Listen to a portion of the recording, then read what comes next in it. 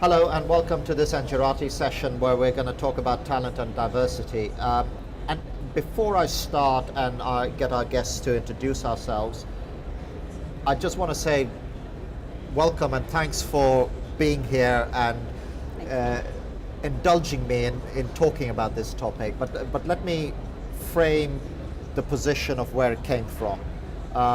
Very recently, as some of you may know, I led a management buyout of Engerati and we became an independent company. As a part of that, we were doing a lot of things, and I've got a young daughter, she's 10, and she was looking at my new website and she was going through all the speakers, and she was like, oh, it looks really cool, it's pretty, it's lovely, but why don't you have any women here, right? So I knew that this was an issue, but it's something that kind of touched me a little bit. I then did some investigation. I was like going, well, Engerati is a fairly representative sample of this industry. We do very deep content, so if you're not in this industry and you're trawling through Engerati, you're either very bored or maybe searching for a cure for insomnia or something like that, right? But you've got to be in it. And I was looking at our demographic stats and I was going, this will be interesting. Let me rewind 4 years when Google started giving us sort of gender demographics. You know, how many women were going on Engerati? It was 28%. And I was like, going fast forward, I say, okay, let me look at the last 6 months. How many women are going on Engerati? It's 28.2, right? So it's moved somewhat, but our base has grown as well. So you would argue that maybe not that much. I looked at the other stat, which is the age demographic, and that's climbing. I look at the stat of the sort of under 30, so young professional demographic, and that's on an even keel, you know, in and around 30, but it's got a slight downward trend. But again, it's minuscule on the resolution that I was looking at. So my point of it all is, and I was in the IT sector when it recognized this issue, is that actually there's all this talk about innovation and new ways of thinking and so on. And my argument is that this demographic profile and it not shifting is actually holding the industry back. And we as an industry need to be proactive about changing the demographic profile. My choice of words is advised, as in we need to be proactive. I'm not sure about initiatives and forcing it and so on.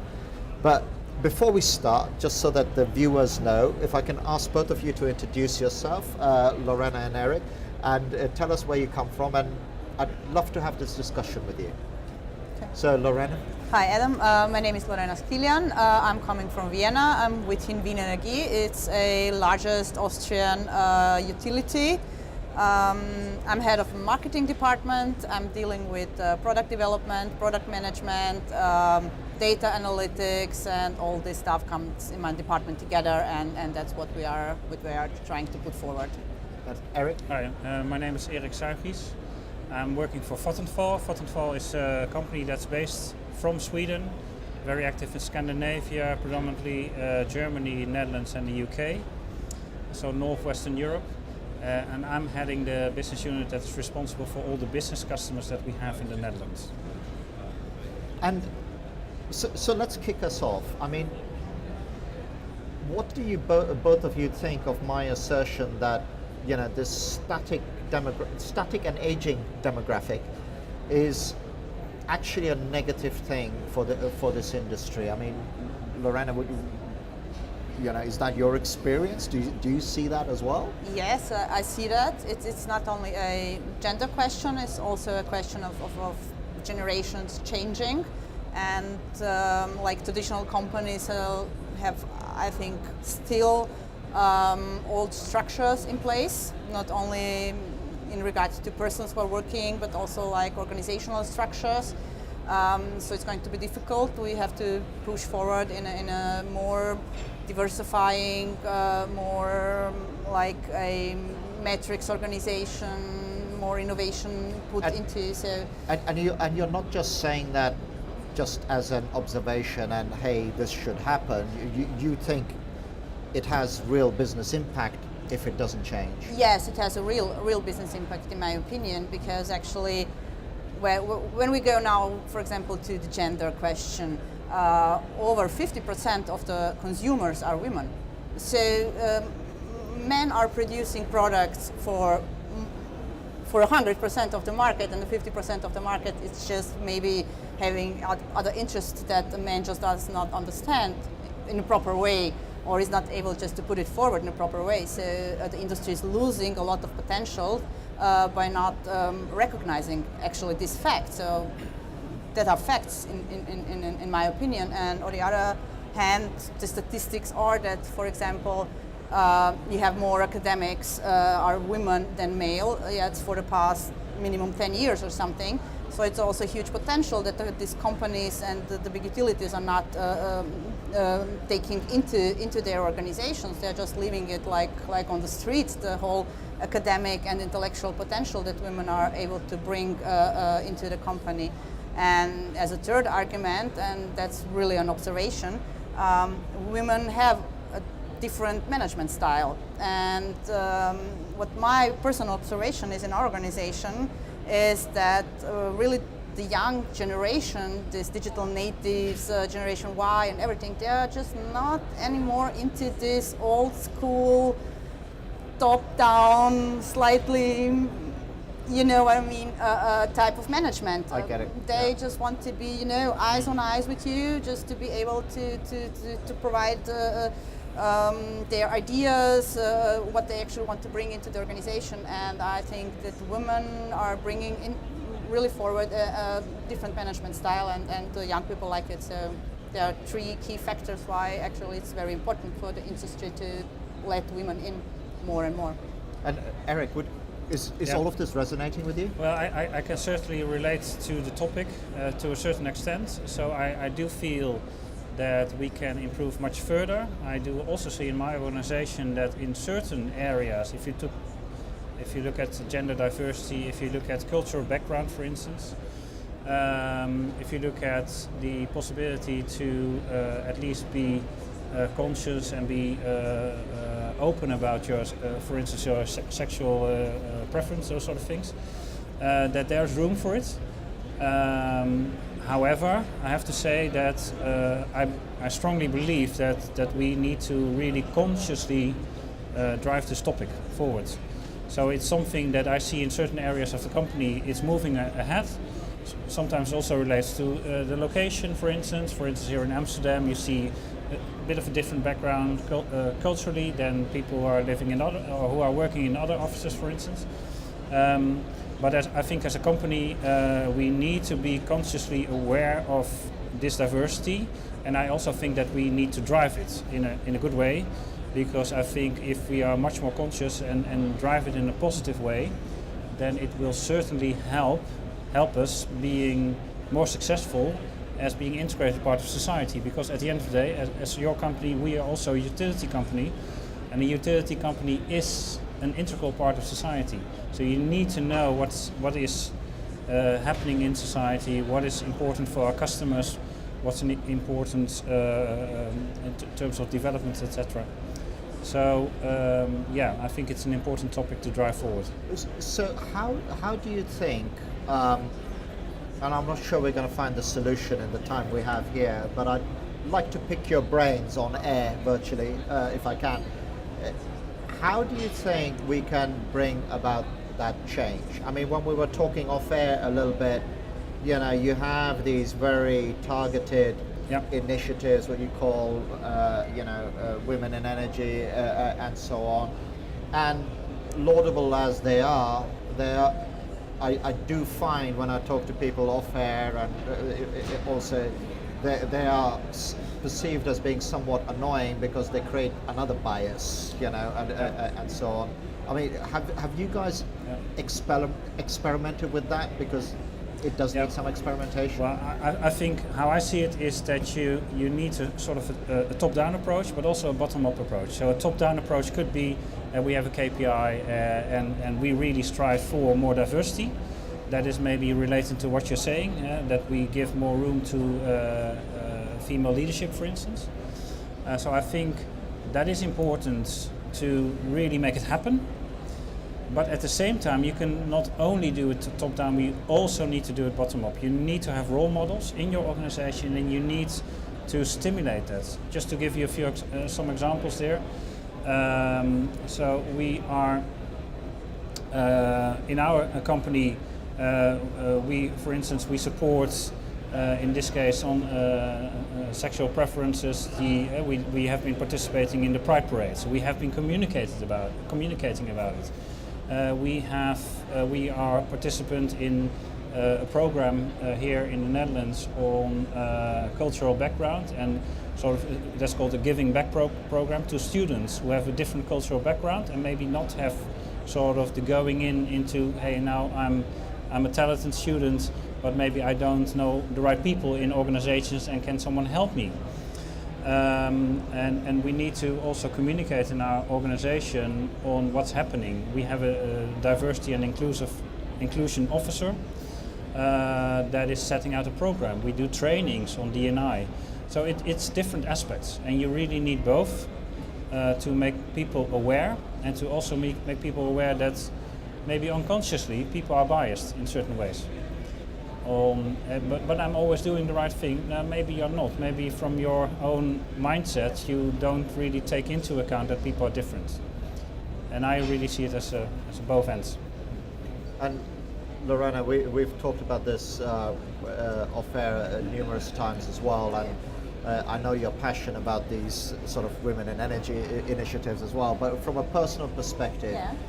I mean, what Erik is saying sounds great, but from your perspective, you know, how would you do it? You know, do you think it's a slow process, or does it need a radical movement behind it? Well, I think the radical movement is unfortunately not possible in regard to this topic, because the problem is when we go it now in this way on, it's much bigger. It's not only if a utility or a company is just ready to bring more women into positions which are relevant or whatsoever. This whole system in a country has to support this possibility that the women has this level of job opportunities.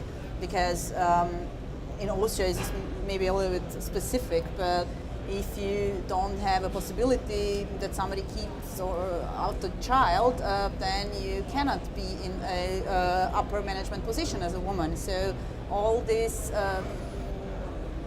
topics which are part of the political system, of an economical system, and then of the system within each company has to move forward just to a more equal system of a male and a woman, and of who is taking the responsibility.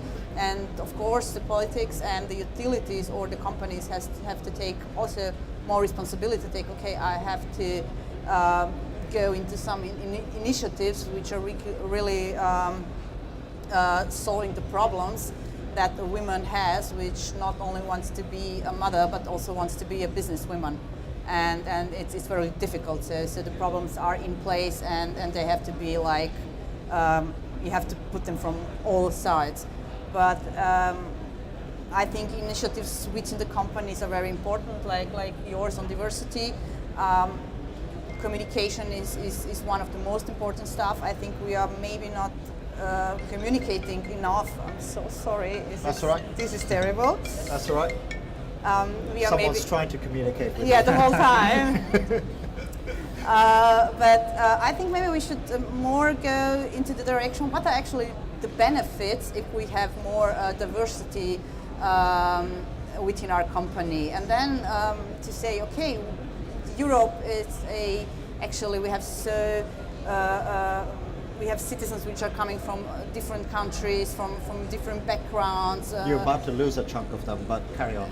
Yeah, but you know, so just to see, okay, we are not anymore like living in I don't know 1950s where it was very clear that you have these groups of marching groups of people. Now they are fully part of our community, and we have to take them into account because it's a matter of profit, of business, and so we have to put forward what's actually the benefit if we have more diversity, and not only on a business level, but maybe also on a personal level, just for the employees to come up with that and say, okay, I'm also on my personal level, every day when I'm sitting behind my desk, I have some kind of benefit that next to me is sitting a woman sitting, and on the left side is sitting somebody who has a background from, I don't know, Asia or Africa or whatsoever, even if it's only matters my next vacation or whatsoever.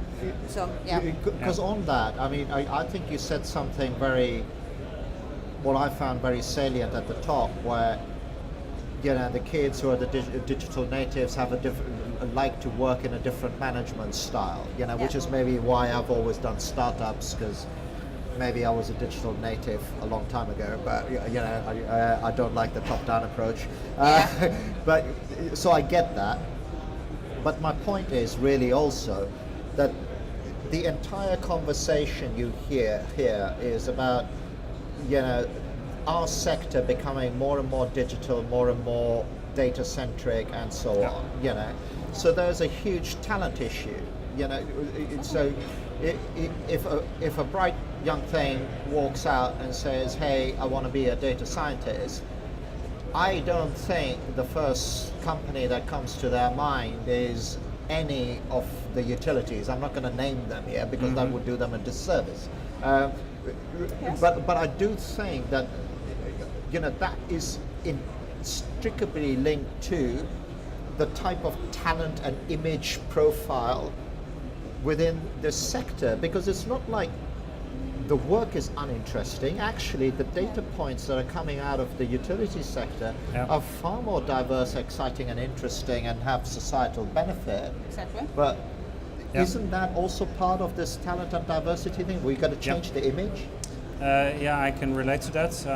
I think that we are not the most sexy segment in that sector. However, I do see also in practice that if you talk, for instance, about data scientists, once they have learned and have seen what it is to work for a utility company, there's a lot going on.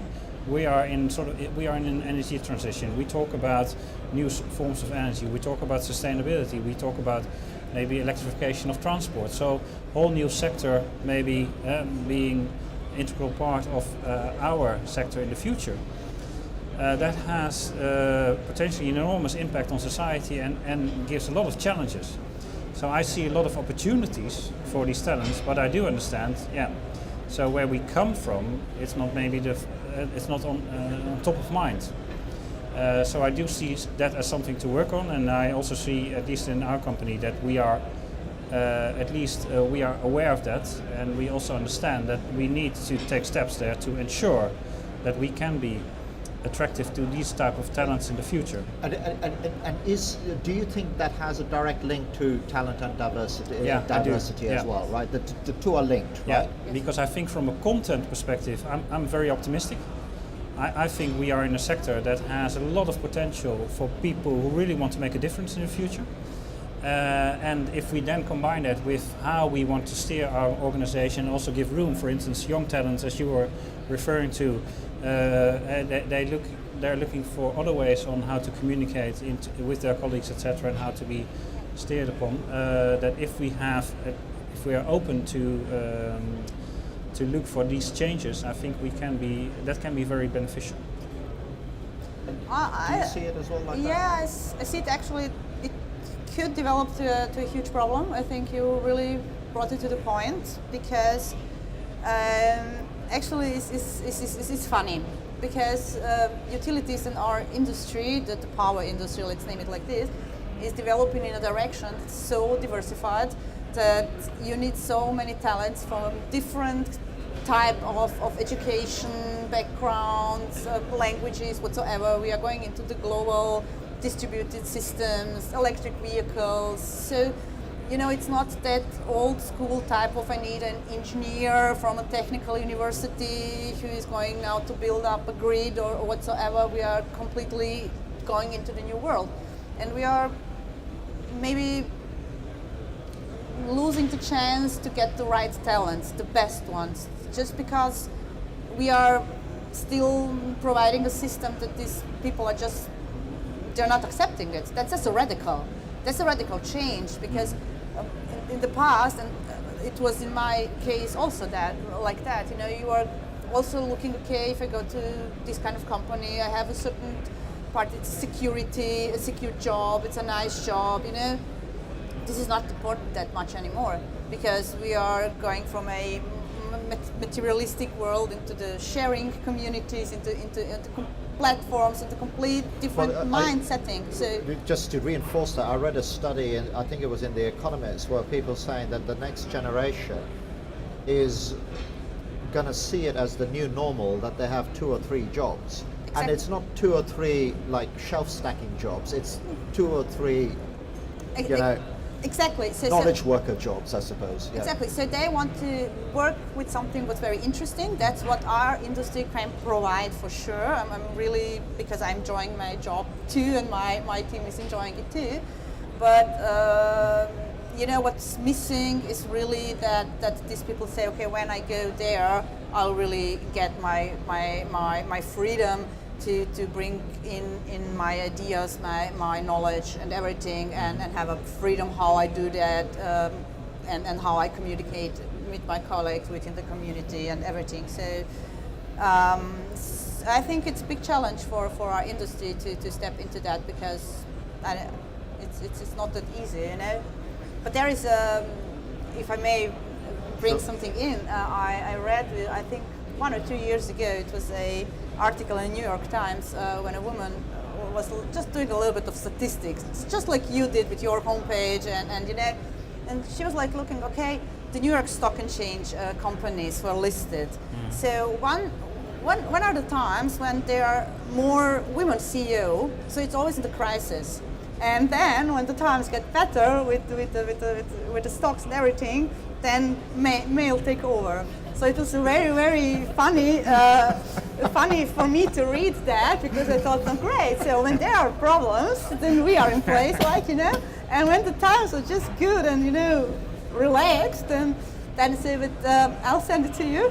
You can provide it on Engerati and to your daughter. It was very. When you got a problem, you go to mum, right? Yeah, you can put it like that, But you see, women are needed, diversity are needed.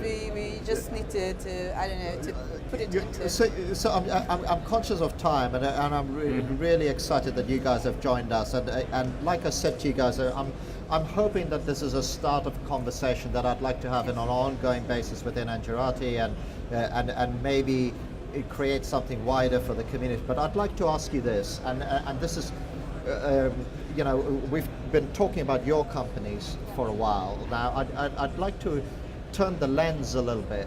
What do you think a business like Engerati that comments on this sector, tries to give opinion, analysis and depth and so on, what do you think we can do? What do you think our role could be within driving this agenda?